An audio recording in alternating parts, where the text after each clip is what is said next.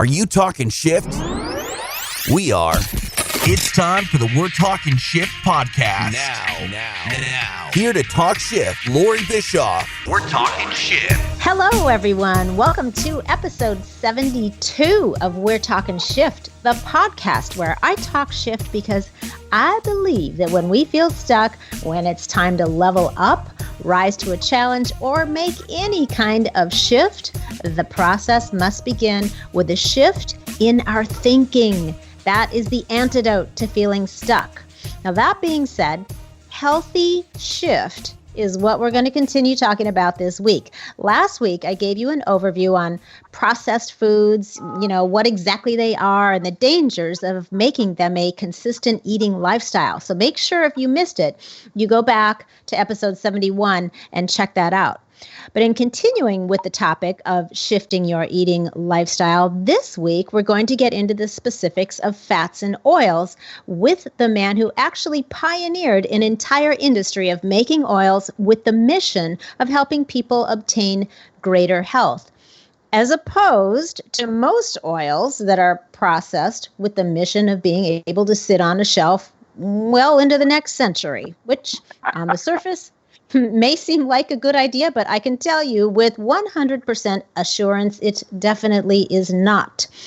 Udo Erasmus has been on my radar since I read his first book back in, I believe it was 1991 or 1992, and that book was entitled Fats and Oils. He has been my guiding light on healthy fats and oils ever since. And I guarantee that after listening to this podcast, he's going to become yours too. And I'd be willing to bet that before the end of the day, you're going to go through every product you have in your kitchen cabinets and your refrigerator, and you will be shocked by the toxic fats and oils in your food products. So get ready to take out the trash, my friends. Now, before I bring him on, and I know everybody's wondering, who is this dude? Well, let me just take one more minute to tell you about this, as I call him, fat genius and master oil maker. Udo is the man who created a method for making good, health-giving oils. He developed the first ever flaxseed oil and has authored several books on the effects of oils on our health. As I mentioned, fats and oils, I believe that was his first one. Fats that heal, fats that kill, choosing the right fats, omega-3 cuisine, and I think this is his latest book called The Book on Total Sexy Health. I like the sounds of that. I'm going to be checking that out. Now, Udo has developed a variety of amazing supplements ranging from flax oil to blends to probiotics, prebiotics, green blends, and he's even developed healthy whole food supplements for dogs, cats, and horses. Now, before I bring him on, and I'm almost there, let me just tell you how in demand Udo is, which is another reason that I feel so honored to have him here spending time with us today. Udo has given over 5,000 live presentations on nutrition and health, over 3,000 media interviews, given 1,500 staff trainings, and traveled to over 30 countries, delivering his message on oils, health, nature, and human nature. Over the past 15 years, he has shared the stages with some of our greatest luminaries and teachers and some of my all-time favorites like Tony Robbins and Deepak Chopra. He's keynoted at an international brain health conference and lectured in conferences on 5 continents. Udo has spearheaded several multi-trillion-dollar companies, or projects, I should say. Yes, trillion. On peace, health, energy, environment, and education. So now that you know from whom all this life-changing information on fats and oils is coming from, get ready to take notes, you guys. And let's welcome the leading authority on fat, Udo Erasmus. Welcome, welcome. Hey, glad to be here. Glad to be on. Love your introduction. Thank you. I actually had fun. Getting that all in order because it's just, it's a lot. And I'm such a big fan. I am just, it's probably pretty obvious. I'm a huge fan, and I have been for, close to 30 years now. Yep. Reading Fats and Oils in, I believe it was about 1991 or 92, it educated me and totally impacted my eating lifestyle and the way that I fed my family. So, yeah, it's been a part of my entire adult life. And now my kids who are in their 30s, they grew up knowing what's a good fat, what's a bad fat. And, they can make educated choices about what they're eating now. And in large part, thanks to the information that you taught me. So thank you. And you put into practice. Yes, and put it in practice. Right, exactly. Because it's one thing to learn about something. It's another thing to actually put it into practice. Exactly my point. Yep. Mm-hmm. So Udo, let me ask you. I mean, I read through your journey, and you've had a very interesting life. Do you mind if we start off by just giving us maybe a brief bit about how you became so interested in fats? Well, I have a long story and a short story. All of my successes have come out of massive failures. So the short story is the story on oils. The long story we'll talk about later. Okay. In 1980, my marriage broke up, and I was really upset, and I wanted to kill something. So I took a job as a pesticide sprayer. Good choice. I had a license to spray pesticides. I got 99.5% on the exam. And in fact, I thought I'd got 100, and I asked the guy who marked the exam if he was sure he didn't make a mistake marking it. So he went back and said, "Let me see." And he said, "Okay, how many instars in a crane fly?" That's something about insect development. I said 4. He said, "Well, you circled 2." And so that was my error. Anyway, so I was really good at it. So I took a job as a pesticide sprayer, and I was super careless. I used to walk barefoot over lawns I had sprayed with pesticides. And then the skin peeled off the bottom of my feet. And then I wore rubber boots, like wellies. Yeah. And I would spray. It's a summer job, so I would spray wearing a bathing suit and rubber boots. And I had a tractor with a big tank. And I was spraying trees and spraying gardens and spraying lawns for all kinds of, weed killing, insect killing. I've got a good visual going on here, Udo. Yeah. I know. And somebody even said to me, "Aren't you worried you're going to get poisoned?" And I said, "Nah, I'm immune." People call that testosterone poisoning. Men are subject to that until they have their first big disaster. Right. So I got my first disaster 3 years later. I got poisoned by the pesticides I sprayed. And I went to the doctor and said, "What do you have for pesticide poisoning?" And she gave me the perfect answer: nothing. Oh, my God. And that day, the penny dropped for me that my health is actually my responsibility. And if I don't take on that responsibility, maybe nobody's going to. Mm-hmm. And so I had background in biological sciences and biochemistry and genetics from before I got married. Mm-hmm. And I decided that since they had nothing for me, I decided to try and figure out myself what to do. Because basically, say if something goes wrong, then do the opposite of what you did to get it. And that should fix it. Uh-huh. Very simplistic way of thinking, but it's actually not far off. And so I was reading about nutrition and health, nutrition and disease, and got stuck in the area of oils. I was actually looking at everything, but I got stuck in oils because it was the most complicated area. In fact, if I go skip ahead a little, more health problems come from damaged oils than any other part of nutrition, and more health benefits will come from getting your oils right than any other change that you make in nutrition. Even more than sugar. Sugar is number 2. But fats are even worse. Why is that? Because they are the most sensitive of all of our food nutrients, essential nutrients. Yes. They're damaged by light, by oxygen, and by heat. And we should be giving these oils the most care of any nutrient because of their sensitivity and the ability of light, oxygen, and heat to damage them. Mm-hmm. But in fact, we treat them with the least care. Because there's nothing else we throw in a frying pan and watch it turn into smoke and then still eat it. Yes. And even the way you shop, and we're going to get more into this in a minute because I want you to, I have a question, but even the way, when you look at the way they're on the shelf, they're exposed to light and, you know, in clear plastic bottles. But in plastic, which leaches into oils, and plastic doesn't belong in your body either. Right. So I decided when I read all that stuff, it's like, holy shift. Holy shift.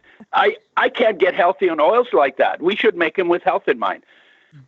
And because I grew up on a farm, I know how to tinker with stuff. And so I said, well, let me design a way that oils should be made, because I also learned how oils are made.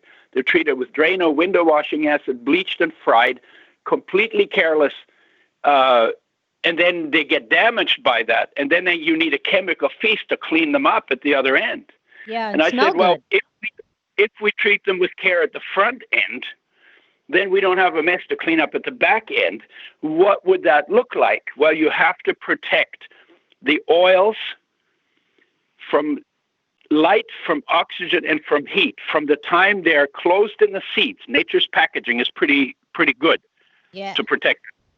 And then you have to press them, and then you have to settle them, filter them, fill them. So in all of that processing, until they're in a bottle that is nitrogen flushed, dark, in a box, in the fridge. This is like what you have to do with good oils, right? Yeah. Yeah. In that entire process, you have to make sure no light, no oxygen, no heat gets to the oils. And how do you do that? You have to build a very tight system, and you have to have control of that system. And so I developed that system, and in 1986, we began to make flaxseed oil. The year after I got poisoned, it was established that omega-3s are essential. Perfect timing. Not my timing, but it was perfect timing. Yeah. I was just in the right place at the right time. And I said, oh, my God. And we found out they're even more sensitive than the usual cooking oils that are omega-6 oils. 5 times more sensitive to damage. So they're a nightmare to work with. There are fewer sources of them. Every cell needs them. And 99% of the population doesn't get enough for optimum health. And I had an orgasm because I said, oh, my God, if we could bring them back, if we could make them with health in mind, and I had already developed a method for it. If we could bring them back and optimize their intake, we could help so many people. Yes. And I lit up on fire. It was like I found a purpose for my life. It really was like that. And then I was on fire. And so I got some friends involved in it. We developed the machinery. We had engineers make special parts for those presses because they didn't exist in commerce, because nobody was doing that. And so in 1986, we made our first flax oil. And flax oil is now a $1 billion industry. Yes, I think I made $8,635 on the whole deal. And this is like now $1 billion a year, because I knew I wanted to get it done, and I was inspired to do it, but I never thought about what did I want out of it financially. Sure. And one of the guys who helped build that company said to me, "What do you want out of this deal?" And I said, "I don't know." He said, "Well, if you don't know what you want, I can't get it for you." I said, I get that that's true, but I don't know what I want. And honestly, to me, I knew I could get it done, and it wasn't about the money. I'm not big about money. I'm okay with money. I don't hate money, but money is not the reason why I'm living. I'm very clear about that, because I came out of a war. That's the long story. And anything that makes life better for people, I'm interested in that. That's what I'm interested in. It's a beautiful mission. And before I lose the thought, give our listeners a brief explanation as to why flax oil is so amazing, since you mentioned flax, and that was your first product. Flax oil is the first oil we developed by the method for 2 reasons. One is, if we can do this one, which is the most sensitive oil of them all, because it has the most omega-3 in it. Doesn't have enough omega-6 in it, but has a lot of omega-3, like 57% of the oil is omega-3. And omega-3 is the deficiency, is the biggest essential nutrient deficiency of our time, followed by magnesium at 80%. This is 99%. And followed by B6 and vitamin D at around 80%. So flax oil, and the second one was, if we can make this one with health in mind, any other oil we would ever want to make would be a piece of cake. And so that's why flax oil. It's also flax oil flax is already an industry, used to be used for linoleum and to make linseed oil to paint furniture with, and so there was a growth industry for flax. But we called it flax oil instead of linseed oil because we wanted to make a differentiation between fresh oil rich in omega-3s that's good for your health, and the damaged oil that is good for painting furniture and makes your house. Yeah, I think that was an important distinction to focus on, for sure. Yeah, because we didn't want people using linseed oil for health when it was damaged. We wanted to make a clear distinction between industrial oil and health oil. Yeah, that makes sense. Okay, so let's get into this now. Since we've talked about essential fatty acids, let's explain to the listeners what that means and why that's so important, and how essential fatty acids, or EFAs, are different from just other healthy fats. Right. So when we talk about essential in the field of nutrition, it has a very specific definition that researchers agreed on to use.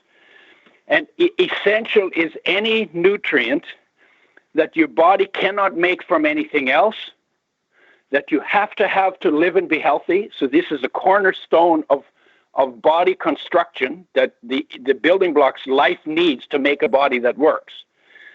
So you can't make it, you got to have it, and you have to therefore bring it in from outside through food or supplement or one way or another. Okay. That's the first part. Second part is, if you don't get enough, you cannot stay healthy.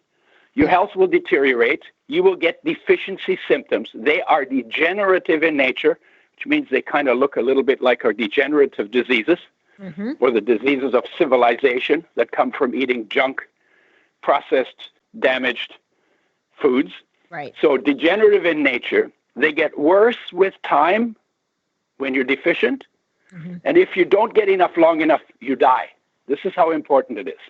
Okay, so that's the third part, that's the hopeful part, is this: that if you're deteriorating because you're not getting enough of any essential nutrient, but before you die, you bring enough of it back in, because death by definition is not reversible.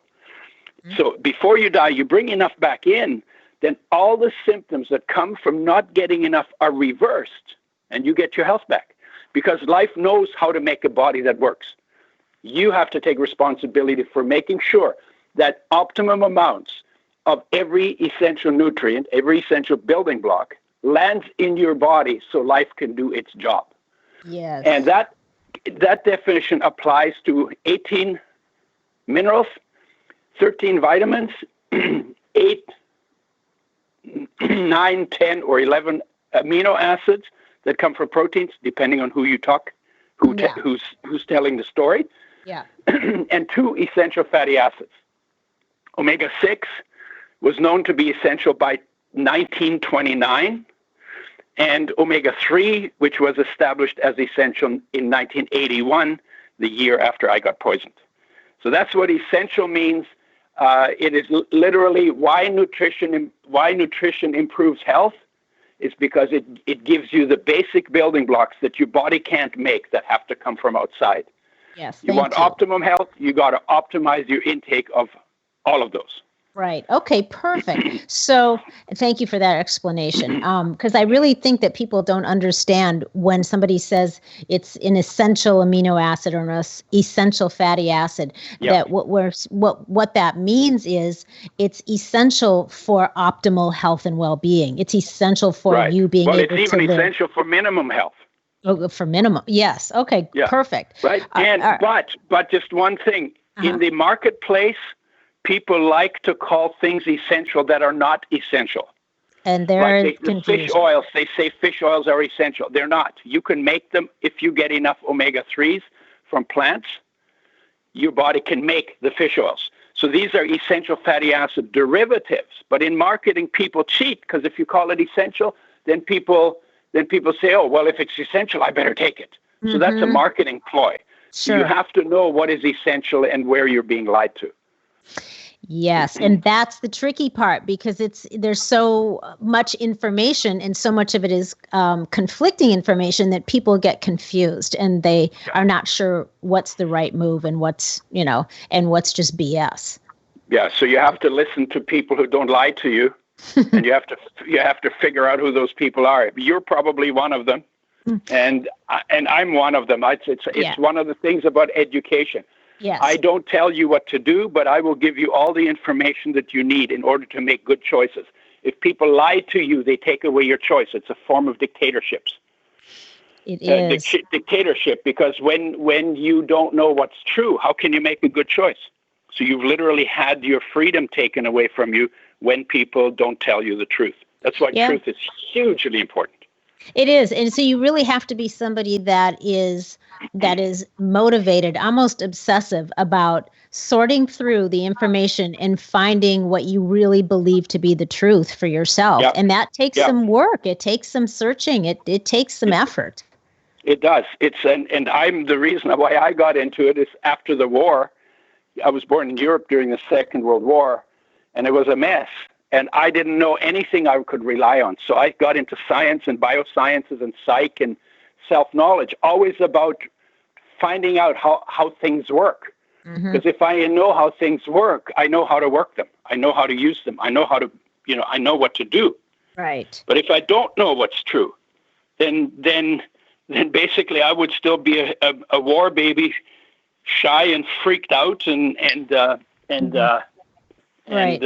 fearful, simply because I'm in a world that I don't understand, and it's chaotic. Yeah, yep. And then you're at the mercy of whatever people tell you. Whatever, yeah, exactly. Then you get bowled over by whatever comes at you. Yeah. So, okay. So back to your pesticide poisoning. So when you moved forward, you did all of this research, you developed this system, you've got this oil. So then you put that together, and that is what ultimately cured you of the pesticide poisoning? That and everything else I did.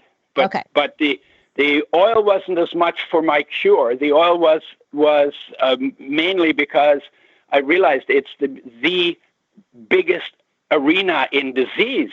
Okay. And I used the oil when it came out. That was 6 years after my poisoning. But I did sweating and fasting and supplements and vitamin C, antioxidants. I mean, I started doing all kinds of things, eating more raw foods, eating more plant foods, going organic, filtering my water. So I did a lot of things to deal with the pesticide poisoning. But the oil it turns out, is also really good for pesticide poisoning, because if you have enough oil in your body, it'll make your skin soft and velvety because it forms a barrier in your skin against the loss of moisture. But if you've been poisoned by oil-soluble toxins, and the most toxic molecules are oil-soluble, then what you do is you take more good oil and you sweat. And then the toxins will show up in the oil part of your sweat, and you can monitor their decrease in your body. That's been done. That was done in the 80s. Wow. Working with Vietnam veterans who were poisoned by Agent Orange. And the guy, its name is Lassiter. He was gonna franchise the operation. For some reason, he never got that done.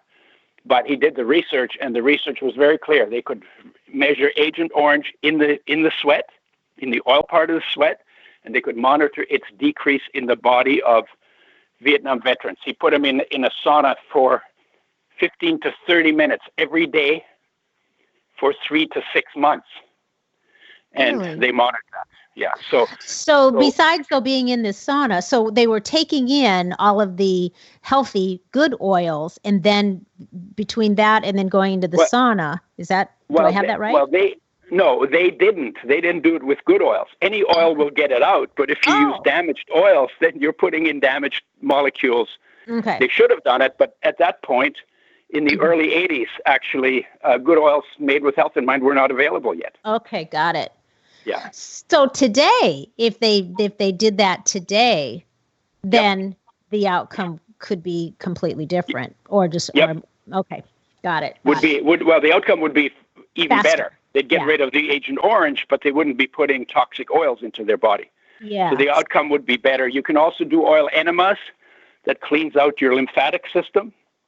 I've done 3 of those, and you can put them in your mouth and swish them around, and anything that's toxic that can dissolve in the oil will gradually do that. It's a slow process, and it's poo-pooed by the mainstream, but it makes sense that if you have oil, anything that's oil soluble will head in that direction from where there's more oil to where from where there's more oil soluble toxins to where there's less oil soluble toxins. So if you're using a clean oil, then you will get a certain amount of drift of oil soluble toxins from your body into the oil, and then you spit it out. Interesting. Okay. Yeah. So that's so fascinating. All right. I'm going to go back over here to my question list so I don't get too far off. Yeah, I know. Because now I'm like wanting to talk about oil and cancer, and that's like a whole other podcast. So we'll tee that up for next time. But you mentioned earlier about the reason that so many oils and most of the oils that are commercial oils marketed on the shelves in the stores are so harmful is because of the way that they're processed. Yeah, they damage. Actually, what they do is they treat them with Drano window washing acid, bleach them, and then heat them to frying temperature. About 0.5 to 1% of the molecules are damaged.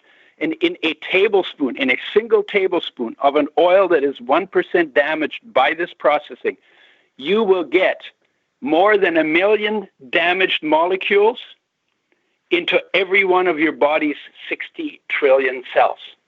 Oh. That's how toxic it is. So 60 quintillion damaged molecules in a tablespoon, because molecules are really small. Mm-hmm. And most people don't believe the number. Oh my God, I had no idea.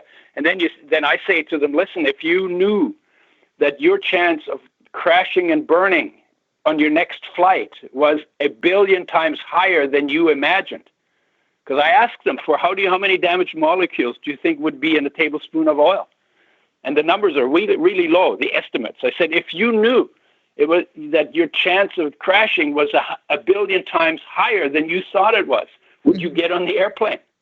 Mm-hmm. No. And the point of it, now that you know that you've underestimated the damage of the oils to your body by 1 billion times, is that enough of a reason to say I'm not using those oils anymore? And when you take those oils and throw them in the frying pan to fry your foods, you then double, triple, quadruple, maybe even 10 times the number of damaged molecules, because you're putting the oil in the frying pan and it's being damaged by light, by oxygen, and by high temperature all at the same time. Yes. The higher the temperature goes, the faster light and oxygen damage the oils. So, so I say to people, listen, frying is the worst thing we ever invented to do to our food.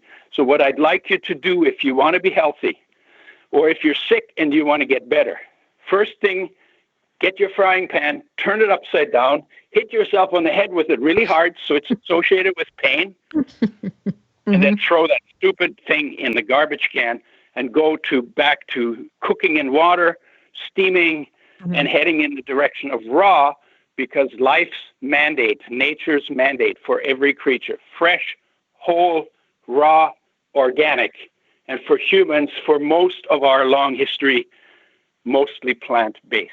Mm-hmm.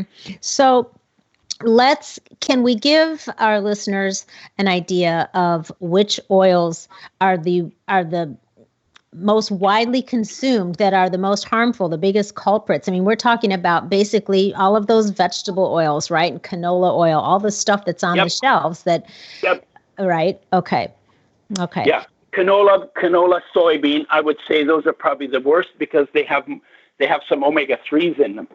And the omega-3s are damaged 5 times faster than the omega-6s.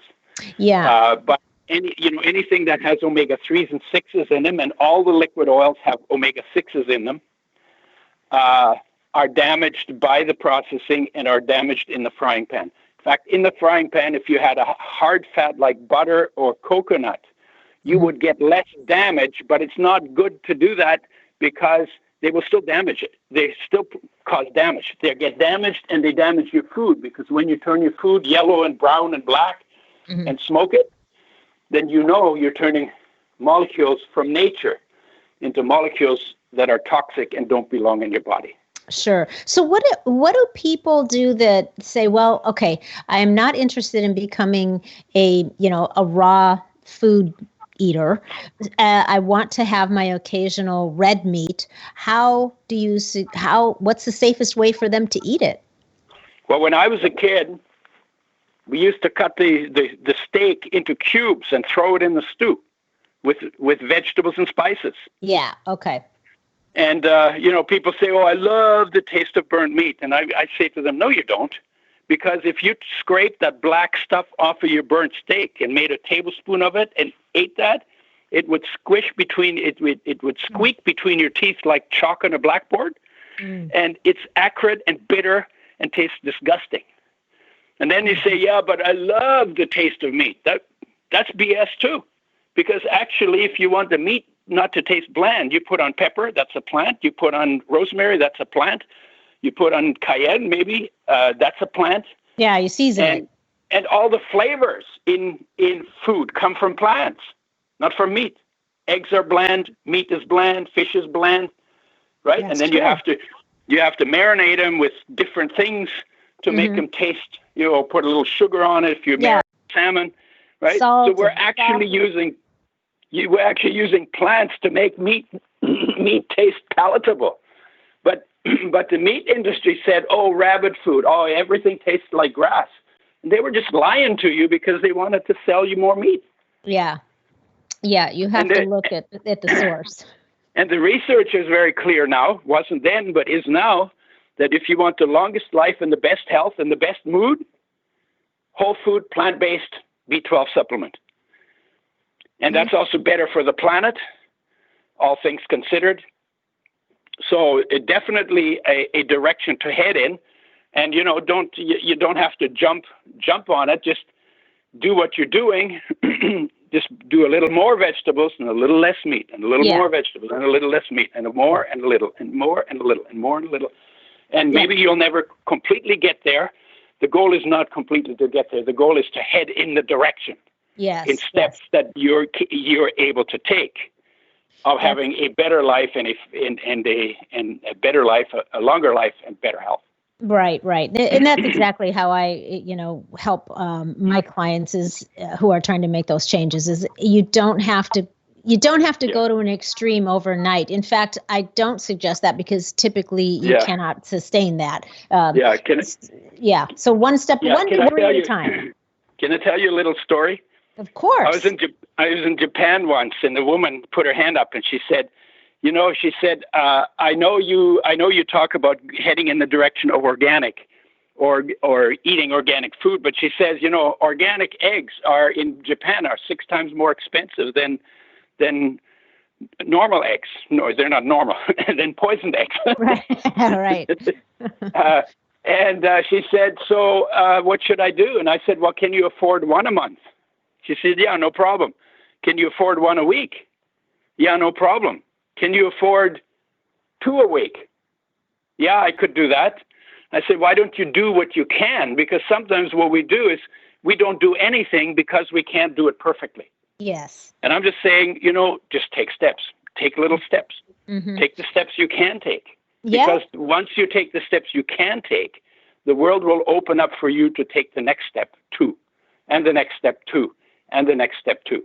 Just point your nose in the direction, and it'll take care of itself.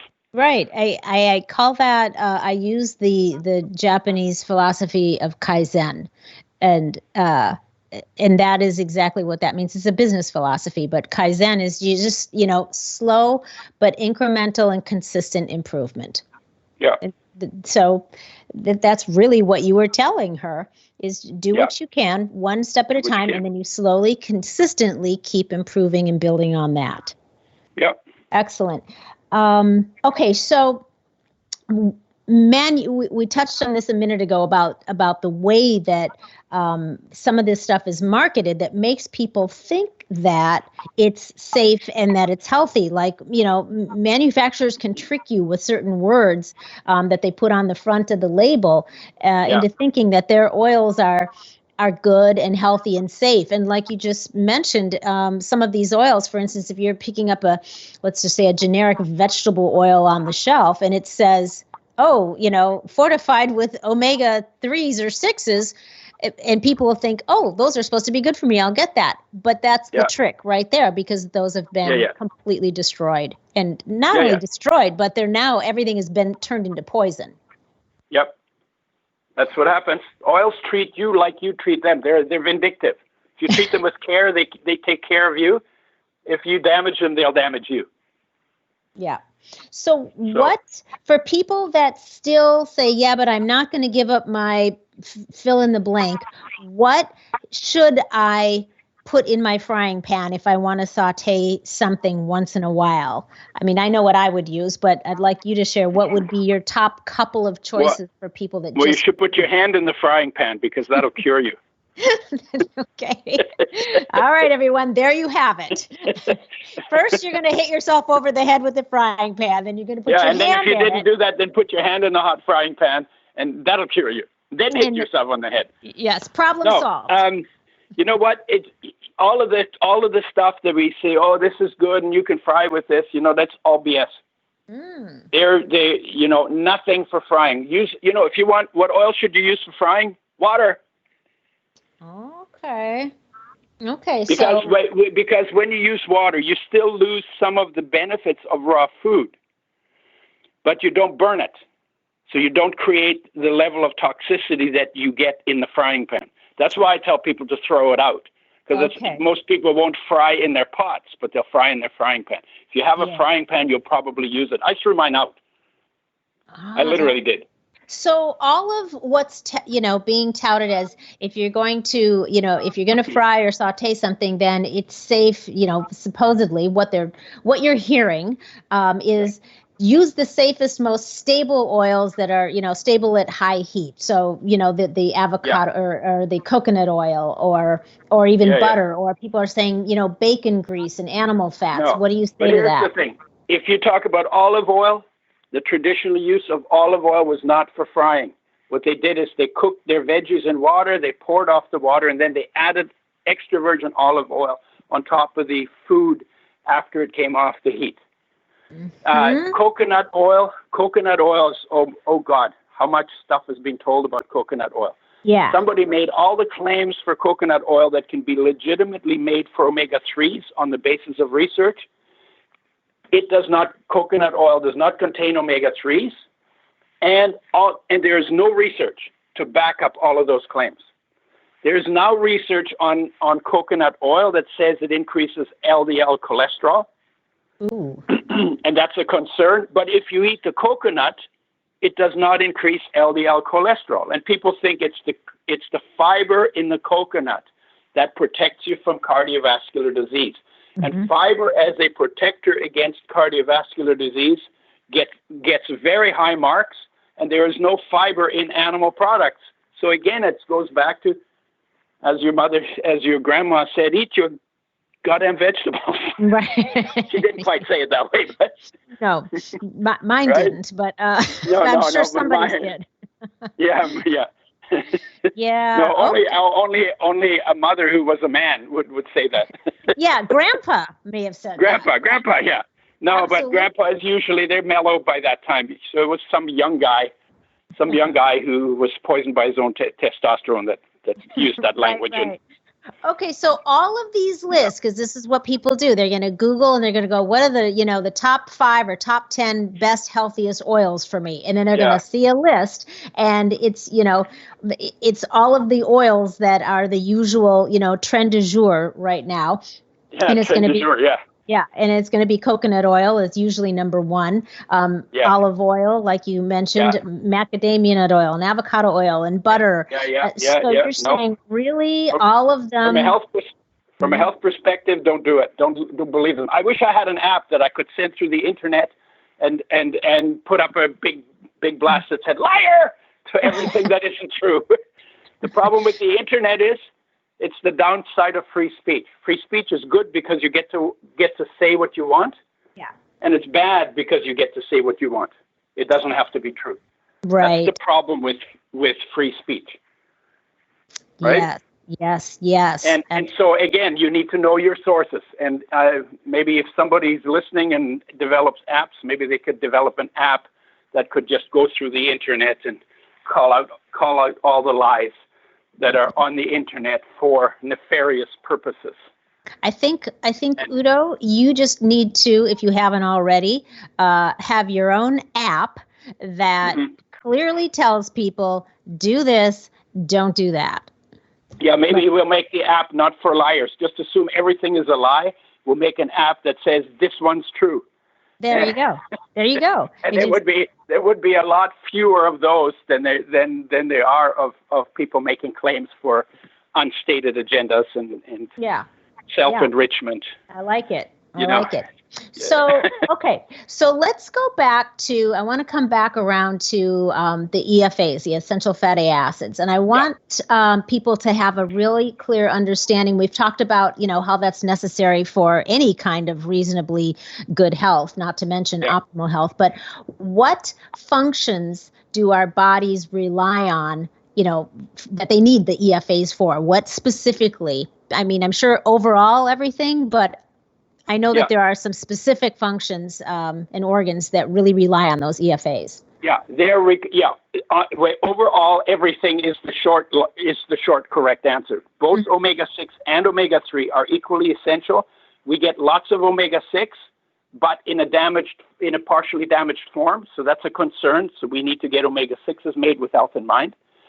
And omega-3s are too low in 99% of the population. They're used in cell membrane structure. They make the cell receptors work more effectively. They make hormones work more effectively at the cell receptor level. So you were talking about thyroid and gonads and pituitary and all of the glands. So really, as a person's aging, you really want to be, when your hormone level is, starting to change as you age. So and in fact, as you get older, less hormone will do the same job as, as your glands get older, you still get normal function.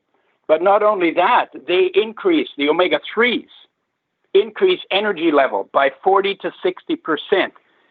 If you take a tablespoon per 50 pounds of body weight per day of the blend that I developed called Udo's oil, on which the experiments were done, 40 to 60% increase in stamina within 30 days of taking a tablespoon per 50 pounds of body weight per day.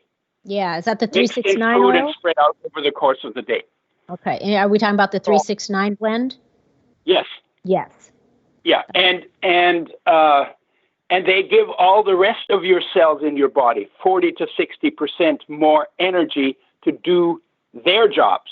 And they're all different jobs: bone cells and gland cells and muscle cells and nerve cells. They elevate mood and lift depression. They increase IQ by 3 to 9 points.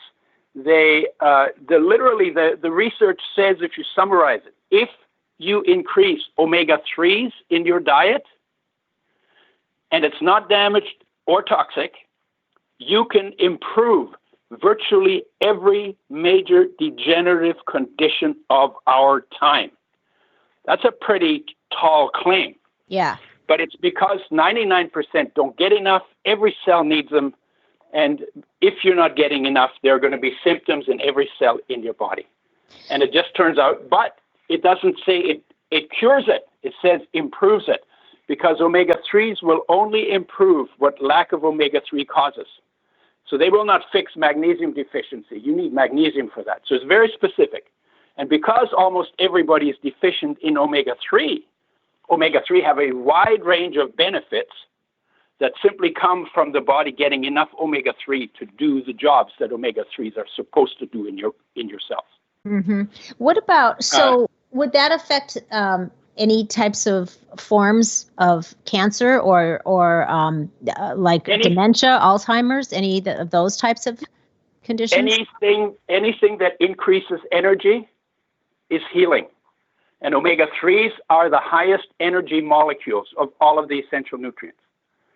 Again, they're not the only one, but they're the energy. They turn on fat burning and turn off fat production. They decrease inflammation, which is involved in the basis of many of the degenerative conditions. They lower all of the major cardiovascular risk factors. They make you more insulin sensitive when you're insulin resistant, so they help with type 2 diabetes. They make you vision better, improve learning. In pregnancy, very important, because when a woman is pregnant, she has to maintain her brain and build a new one. And that requires quite a bit of essential fatty acids. And women who are deficient, they lose, the child will take them out of her brain, because nature says mom is the past, the kid's the future. We'll sacrifice the past for the future if necessary. Oh, wow. And women are depleted by their children. Each child gets less than the previous child. Each child depletes the mother further. And the researchers think it's why women get more chronic fatigue, fibromyalgia, depression, collagen, inflammatory, and autoimmune diseases than men do. And women get these from 2 to 15 times more frequently than men. And their conclusion is women need to make sure that they get a reliable source of both essential fatty acids, and I add to it made with health in mind, in their diet, both for their own health and the health of their children. That is fascinating. I had not heard that. Really good information. Yeah. Wow. Sacrificing the past for the future. So, right. Like I'm absorbing that right now. That's really interesting. We worked with animals, like with dogs in a clinic, in a veterinary clinic. So I've also worked with many animals. And sometimes the bitch would be so tired after giving birth, because they sometimes have like 13, 14 puppies. Yeah. That she didn't have the energy to look after them. When we gave them the essential fatty acids, they had same size and sometimes even bigger litters, and they had no problem with energy levels. And they were able to look after their puppies. So it's not just humans, but puppies as well, or animals as well. We took the calluses off the elbows of Siegfried and Roy's white tigers with essential fatty acids, because in the animal world, most people don't include omega-3 in the diet. We had horses that went from running dead last to coming first by just getting them the omega-3s that in nature they get from grass, and in captivity don't get at all, because they give them corn oil, which has no omega-3s in captivity. But in grass, there is more omega-3 than omega-6. Like, not a lot. It's 0.1%. But if you eat 50 pounds of grass, like a horse does, or whatever the number is, you get enough omega-3s and 6s. But horses are omega-3 animals. Flight animals do better on omega-3s because they increase oxygen metabolism. You can run faster, farther before you get tired. You recover more quickly after fatigue. And because oxygen is used to build down lactic acid, and your injuries heal in a third to a half the time. Okay. You've seen that in athletes as well. Okay, People sleep better. Their reflexes are sharper. That's what the boxers told us. Okay. I am going to make sure that my daughter, who is getting ready to run a marathon in 3 weeks, is making sure she's getting plenty of her omega-3s. Absolutely. What we did with marathon runners in the early days, they were all carb loading. We said, no, you're doing it wrong. Carb deplete. Because when you carb load, you only get 20 miles, and the marathon is 26. Yes. So we said carb deplete so that your fat-burning mechanism in your body is turned on full bore. Take some omega-3s, because I call them the fat-burning fire starter, and go and run your race. And not everybody did it because it was so against the stream. Mm-hmm. But the ones who did it, they came back and said, that was awesome. When I finished my marathon, I felt like I had the energy to do another one. Wow. Longest distance run in 24 hours was run by a guy on Udo's oil, the 369 blend. Yeah. And he said that the oil increased his energy by 25%. He was pretty conservative. He didn't want to push his limits. And he ran 6 marathons in 24 hours. That is insane. 152 miles. Yes, that's insane. Wow. I mean, impressive, but insane. Yes. Okay. Yeah, it's insanely impressive. Yes. Yeah. It's a compliment. Wow. Yeah. Exactly. Okay. So let me ask you this. For people that are like, okay, I really want to, up my intake, but I have very limited resources. What, other than buying your oil blends, which I think are amazing. I've got my smoothie in front of me right now with my 369 tablespoon of oil. You're putting an extra tablespoon in right now, right? Yeah, I'm dumping in some more, and it goes on my evening salad too. But for people that are really on a tight budget, additional sources, like what can they be eating? What do you think are the top forms of food products that they can get some of these oils? Well, if you're talking fats, the highest source, the richest source of them is always seeds and nuts. Yes. So if you want to forget about Udo's oil, then take 2 tablespoons of flax seeds and a tablespoon of sunflower seeds or sesame seeds, and you blend those together in a smoothie or a shake. Mm-hmm. And that'll give you about the ratio that we use, because we use more omega-3 than omega-6. We use enough omega-6 not to become omega-6 deficient. Flax oil can actually make you omega-6 deficient. That happened to me. Okay. I got dry eyes, skipped heartbeats, arthritis-like symptoms in my finger joints, and thin, papery skin. Classic omega-6 deficiency symptoms from using flax oil as my only source of oil in the diet. Okay, so it's good, but not as the only source. One of the reasons why I made the blend, to get that balance better. Gotcha. Okay, so seeds and nuts, and specifically flax seeds, sunflower. Basically, in the ratio of 2 tablespoons of flax for omega-3s, and a tablespoon of sunflower or sesame seeds for the omega-6s. However, and people used to say to me, why don't we just go to the seeds and do it?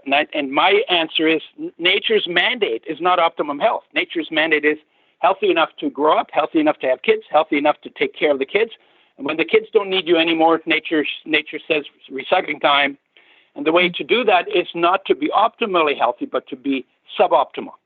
And that way you run down faster when you're not needed anymore. So I tried it on seeds. I took 5 tablespoons of flax seeds and 3 tablespoons of a mixture of sunflower and sesame. And flax has a lot of fiber in it, so it absorbs about 6 times its volume of water. Mm-hmm. And even in summer, when I need less oil, I could not keep my skin from getting dry on those 5, 3, 8 tablespoons of seeds. Mm-hmm. So what I say to people is, use the oil. If your skin is still dry, it means you're not getting enough oil to your skin, because your skin gets it last and loses it first. Okay. And then add oil to it to the level that your skin is soft, smooth, and velvety. Okay. That's how we measure it, because omega-3 and 6 together form a barrier in the skin against the loss of moisture. Then you don't need gunk on the outside, because you're oiling your skin from within. Okay. to oil your skin is from within. Yeah, all right, that makes sense. But you will get enough. But you will get enough for your inner organs, and you will get enough for the health of your inner organs. It's okay to live with dry skin. That's why nature gives it the skin last. And you'll find that your skin is drier in winter or in the desert than in summer or in humid climates. Sure. In winter, I need about 4 tablespoons a day, and in summer, I need 2 or 3. Okay. And the oil is not a supplement. The oil is a food oil foundation, and you use it instead of the other food oils, but you don't fry with it. You add it to hot, warm, and cold foods after they come off the heat, and they're compatible with everything in your food supply. Yes, I'm glad you said that, because listeners, if you're ready to go out and buy some of these amazing oils, Udo's you literally 369. lose them in anything you eat. Yeah. They enhance flavors and improve absorption of oil-soluble nutrients. But there's only one caveat, which is when you start using oil as your main fuel, you've got to lower your carbs. Because if you eat a lot of carbs and then add oil to it, your body will burn the carbs first because they can be toxic. And you might actually put on a little weight. But if you lower your carbs and increase your omega-3s, you will normalize your weight, because the omega-3s turn on the fat-burning genes and increase your energy levels and your stamina and your fat-burning rate. And the carbohydrates can block that. So you basically go on a ketogenic diet, except this is a ketogenic diet that is focused on the essential fatty acids. Most ketogenic diets don't pay attention, and they're not good long term. Okay, that is so perfect, because that's literally my next question is asking you your thoughts on the ketogenic diet. My husband loves that to be. He's pretty keto-centric when he eats. He feels so good on it, and so the thing is, though, there. And as you obviously know far better than I about it's focused on a high fat intake, but I question the recommended amounts of fat and type of fat that I see in so many keto-centric recipes. So let's speak to that. And the reason is because they use saturated fats because they have a long shelf life. The omega-3s you got to take care of. I mean, we put them in the fridge, right? Mm-hmm. You can put them in the freezer. Oil shrinks, so you can, they should be in glass. Plastic leaches into oils.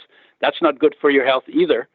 And oils actually swell the plastic and make the leaching quicker than plastic leaches into water. But the usual ketogenic diets, they get you weight loss mainly through dehydration. Oh. But if you get omega-3s and 6s, you will lose weight by burning the excess fat. So the ketogenic diet is only sustainable if you make sure it's centered around the 2 essential fatty acids that you have to have in your fat intake. And that's what the keto diets are not doing, simply because they want a long shelf life.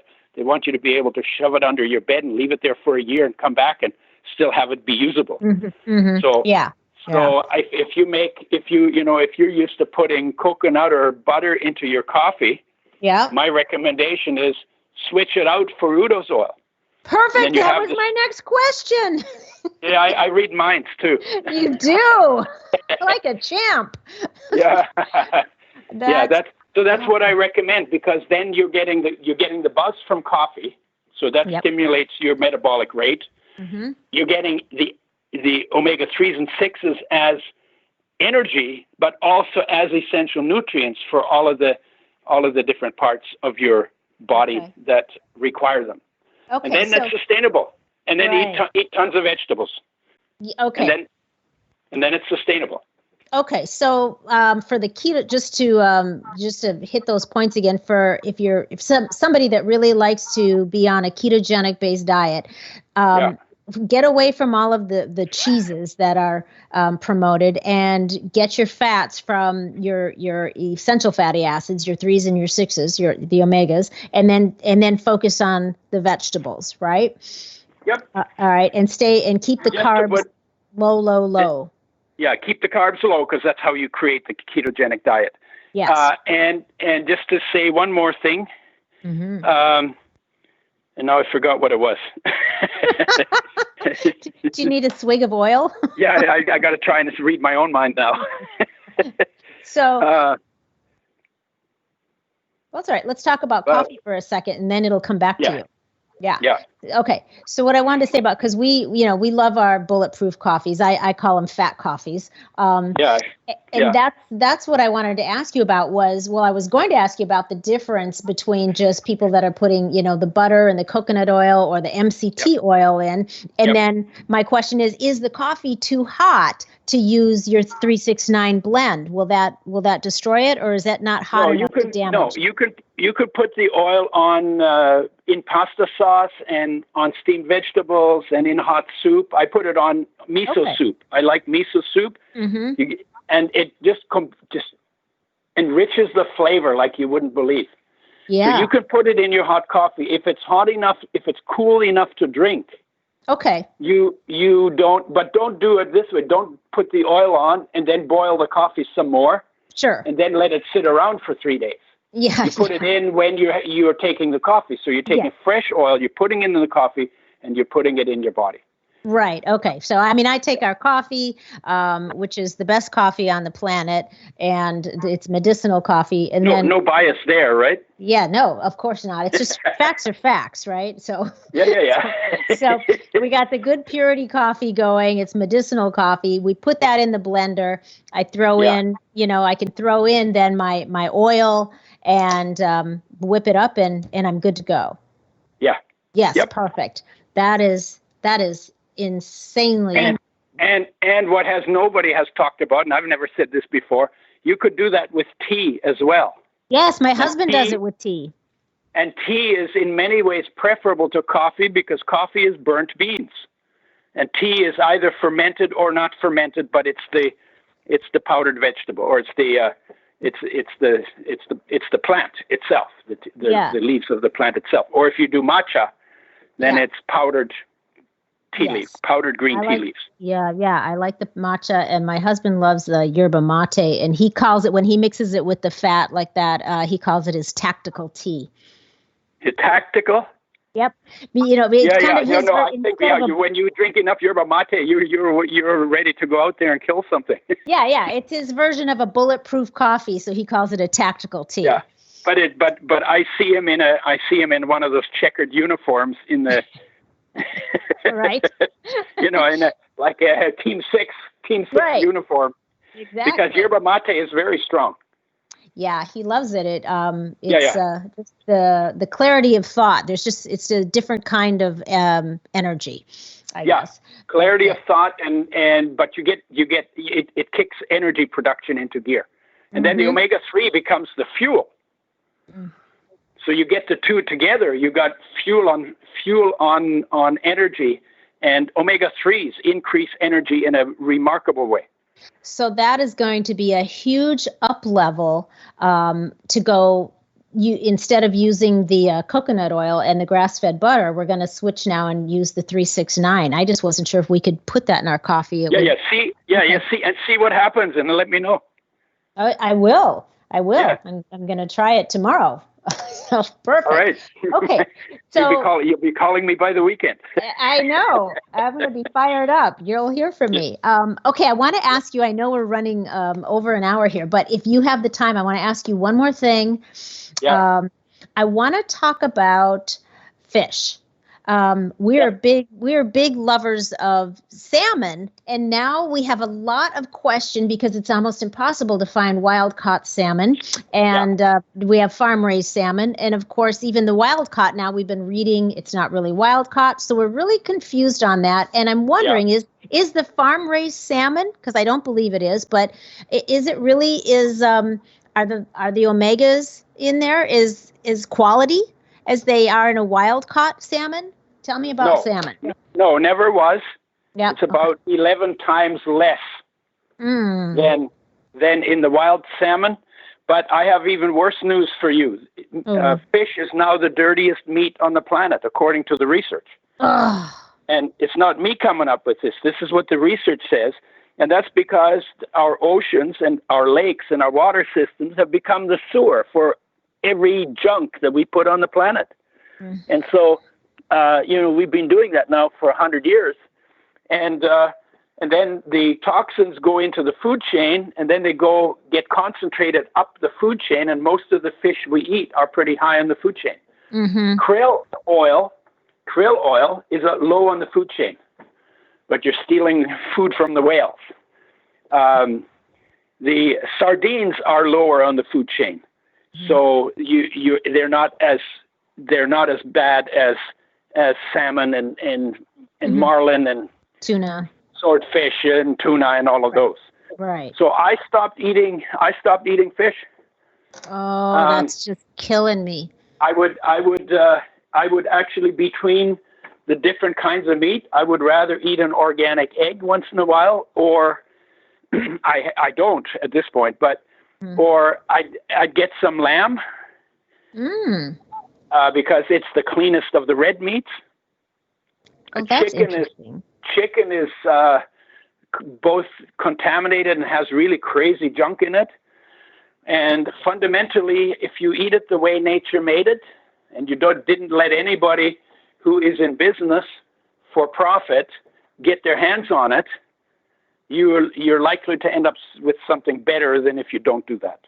Sure. And that's, because meat used to be, we used to hunt, and then if we caught something, which was rare when we only had rocks as weapons, and then you'd get something, and then you'd cut it up and eat it. They had no refrigeration, so you had to eat it fresh. And what we do now is we're looking at everything in food. How can we make it have a long shelf life so that I can make it in Vancouver and sell it to you? Are you in Arizona? Actually, now our primary residence is Wyoming. Okay, so that I could make it in Vancouver and sell it in Wyoming, but also in South Africa, and also in India, and also in China, and also in Berlin, right? And shelf life is important for that. But from a health perspective, fresh is key. So grow your own garden if you can. Tear up your lawn in your back and front yards and grow kale, or grow something. Kale is indestructible. Grow your food as much as you can, because then you know what's in it. Right. And if it's got pesticides in it, then it's because you put them in there and you know. But at least you know. Okay. And the way you're doing it on trust, and you really don't know what's going on behind the scenes. And one of the things that people do is they re-register certain things they dump into the food for preservative purposes or whatever kind of purposes. And they call it a processing aid, and then it doesn't have to go on the label. So you can put mercury in vaccines and not put it on the label if you call it a processing aid. Before they made that change, you had to put it on the label. Really? So there's a lot that goes on in the name of shelf life and processing and profits and secret ways of doing things that most people, if they're not spending their time researching it, that'd be like full time. Are not aware of. Right. Exactly. And in my mother's generation used to say, they would never do anything. The industry would never do anything that's bad for us. When you hear that now, you laugh, because you've seen so many ways in which people have doctored their products and lied to the customers and all of that. So you have to be a little bit more skeptical maybe than you are, and trust nature and life a little more than you do. Yeah, it's very easy to be trusting, but then, you're being kind of gullible if you don't do a little bit of research on your own. And then it shows up in conditions that you get where you say, how the hell did that happen? Okay. And it's because you didn't know, and they lied to you, and you become the statistic. The sacrifice for somebody getting rich. Right. My goodness. Okay. I have made a list, Udo, of about 4 other topics that I want to explore with you. So if you're open to it, I would love to have you back, because there's just so much that that I want to cover with you. But this was, I think, a fantastic overview and great details, really, on some fats and oils that should really help people get their cupboards cleaned out and at least get a start on, dialing in their diet when it comes to their fat intake. I think it's been a really good, process for giving them a basic understanding. And I'm so grateful for the time you spent doing this. I cannot thank you enough. And it's excellent information. It's truly been my pleasure. And I am so looking forward to having you back. And we got to talk about your new adventure. Yeah. We'll do that later. Let me just talk about where people can find me, if I may. No, absolutely. Okay, udoschoice.com, UDOS choice.com. For the products that I work with and some information on those. And then the new project I have, which is to turn health and human nature into teachable fields, because it's about time we did figure out who we are and how we work. And everything affects health, so you really got to give everything its due. That's at theudo.com. Udo is UDO. Yes. Theudo.com.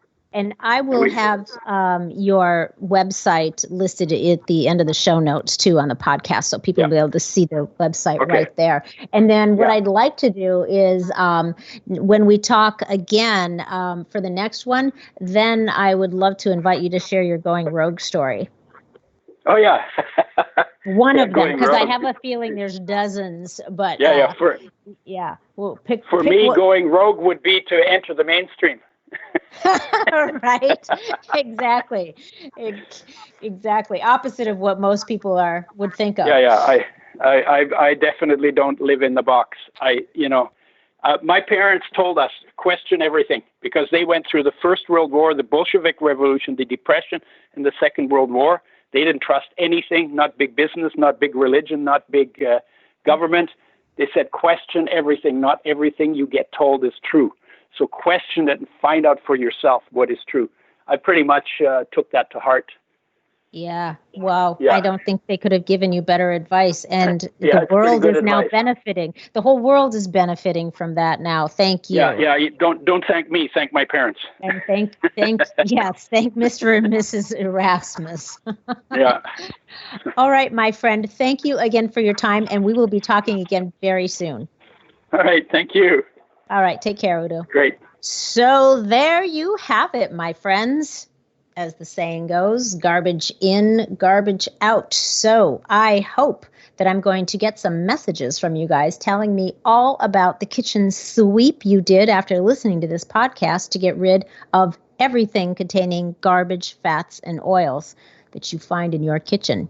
I encourage you to check out Udo's products and his books. They will change your life if you do what he says. And if you're looking for a process that takes you by the hand and helps you every step of the way on your journey to greater health and wellness, head on over to LoreeBischoff.com and check out my food print plan. It makes changing your eating lifestyle easy and fun. I thank you once again for spending some of your time hanging out with us today. Make sure to subscribe to We're Talking Shift if you haven't already. And if you found this episode valuable, it would mean a lot to me if you would take a minute to give me a rating and a review. And do help spread the good shift around by sharing this podcast with your friends. Until next week, stay feisty and go make some epic shift happen. You too, Gary V.